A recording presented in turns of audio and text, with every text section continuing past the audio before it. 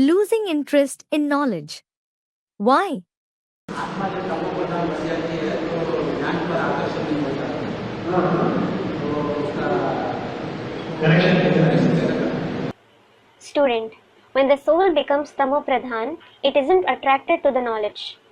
So what is its connection with the? क्योंकि विकृति आ जाती है, श्रीमत की बरखिलाफी कर दी। Baba, it is because there is emergence of vices. You violated Srimad.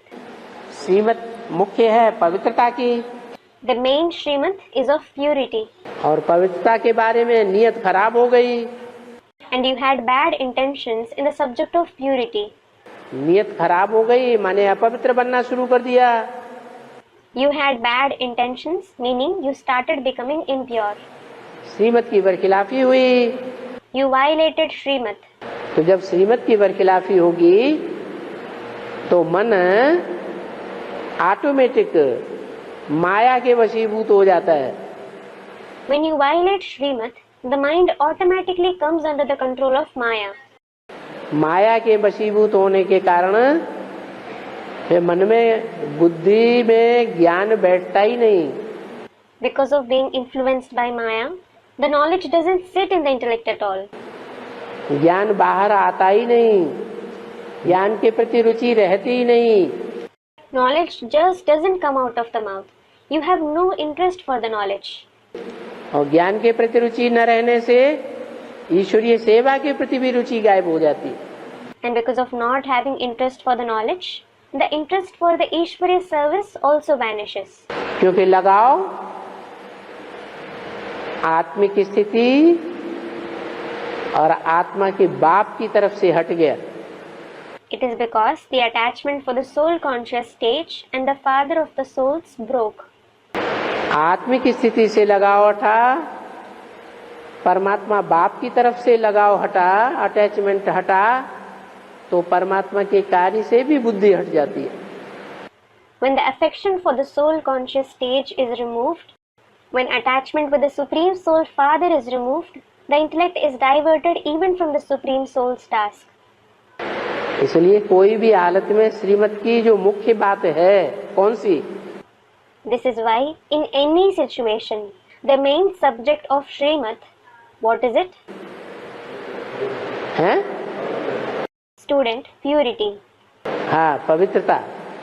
Baba, yes, purity. उसकी बरखिलाफी नहीं होनी चाहिए। You shouldn't violate it. और कर्मणा में तो बिल्कुल नहीं होनी चाहिए।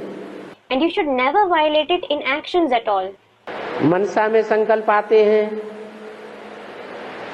दृष्टि से भी 10, 20, 50 भूले रोज करते होंगे, ऐसे बोल दिया, सही भी है, लेकिन कर्मेंद्रियों से कोई पाप कर्म न हो जाए। Bad thoughts come in the mind. You may also commit 10, 20 or 50 mistakes through drishti every day. It was said so, and it is also true, but you shouldn't perform any sinful action through the karmendriya. अगर ऐसे हो जाता है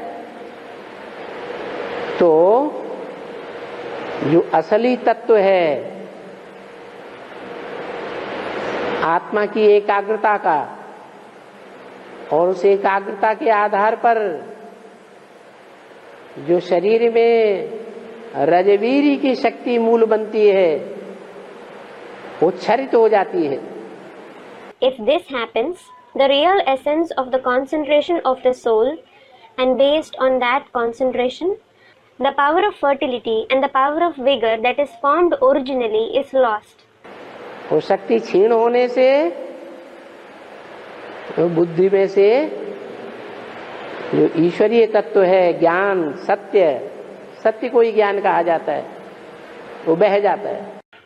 When you lose that power, the Ishwariya essence, that is knowledge, truth, that truth itself is called knowledge. It flows away.